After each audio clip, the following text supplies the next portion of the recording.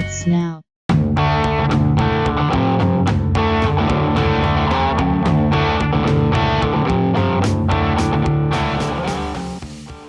Why does the world's best band have the world's worst videos?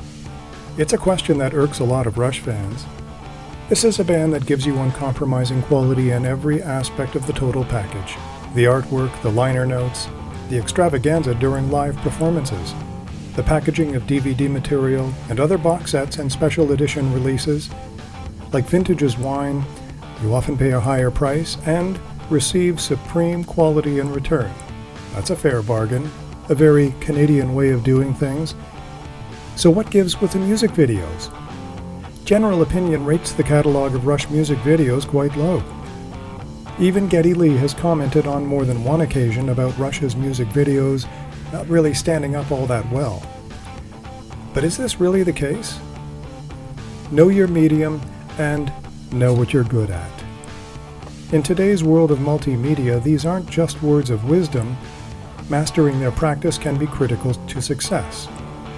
But this world as we know it today, with YouTube and Facebook and podcasts, didn't exist as recently as Rush's Test for Echo album, the last album to have sported so-called official music videos for some of the songs. Let's be clear, concert footage is not the same thing. Every film we've seen of live Rush footage is great, each in its own way, each reflecting the time when the performance happened.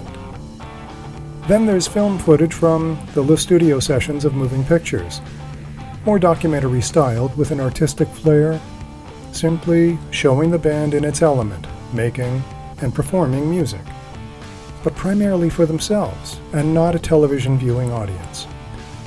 And that, in my opinion, is what separates the good from the bad. Rush is not a band that typically pumped out hit songs for the purpose of making a hit song. And it's usually hit songs that lend themselves most easily to music videos. So, we can start assessing music videos with moving pictures, studio footage of Vital Signs, Tom Sawyer, and Limelight. Although I don't think so-called music videos typically include the visual accompaniment for songs found in Clockwork Angels and Snakes and Arrows. So we have a catalog, from moving pictures through to Test for Echo. Let's start on the plus side. Driven, from Test for Echo. This one is actually very cool, and is visually echoed in the set designs for Clockwork Angels. Bottom line is that it looked like the band was doing its own thing for its own reasons, rather than trying to fill a rotation slot on MTV or Much Music. Despite that, it worked commercially on video networks, so this cut the mustard. On the not-so-good side, Time Stands Still from Hold Your Fire. I really like Amy Mann. In fact, just about everything she's done. But I don't think the floating Amy in the music video really does her beautiful voice much justice. In fact, it's so odd, it's hard to turn away. The viewer feels compelled to keep watching, to see if Amy might inadvertently bang into something or float towards a ceiling fan like poor Charlie Bucket and his Grandpa Joe while visiting the chocolate factory. Okay, it didn't help that the styles at the time were, well, odd as well. And that music video was genuinely agreed by the earthly population to be a bad Rush music video. So, we have one that's very cool, and one that's very not cool. Why then is there a perception that all of Rush's music videos, in general, aren't all that great? Everything else is either okay, at least non-offensive, and for some relatively forgettable. I could guess that one negatively disproportionately outweighs a positive. Or people latch on to bad news. I don't know. But let's get back to something I said earlier about knowing your medium and knowing what you're good at.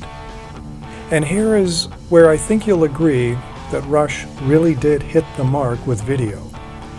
Specifically, they did it with film that was specially produced as a stage complement to the live performance. They were little movies. They were never designed for MTV or Much Music video rotation. This wasn't part of a music video projected onto a screen. This was totally new stuff. They latched on to what they were good at doing, storytelling, with an ever-mature sense of humor about themselves, and embraced the medium they knew well. What were previously extravagant visuals or footage from the odd video here or there on a projection screen evolved into another pillar in the substantive quality of a live Rush production. And in that category, there are too many to list here. Some evenings with Rush featured no fewer than 5 mini-movies. These things deserve attention and credit, and the actual music videos in general range from okay to very cool. Some things even get better or more interesting with time. Who knows? Time will tell, for time stands still. So, I recommend not rushing to judgment on Rush's music videos, certainly not generalizing the quality of them all. That said, in another medium that delivers a different message, you certainly will want to spend some quality time looking at productions that were designed as stage accompaniment and are featured in the concert DVD sets.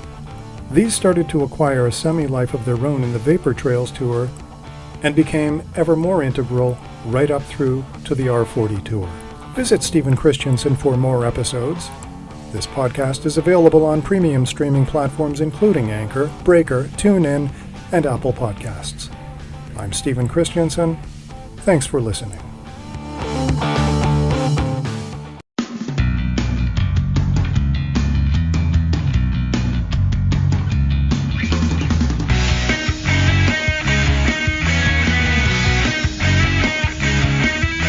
A production of Stephen Christensen.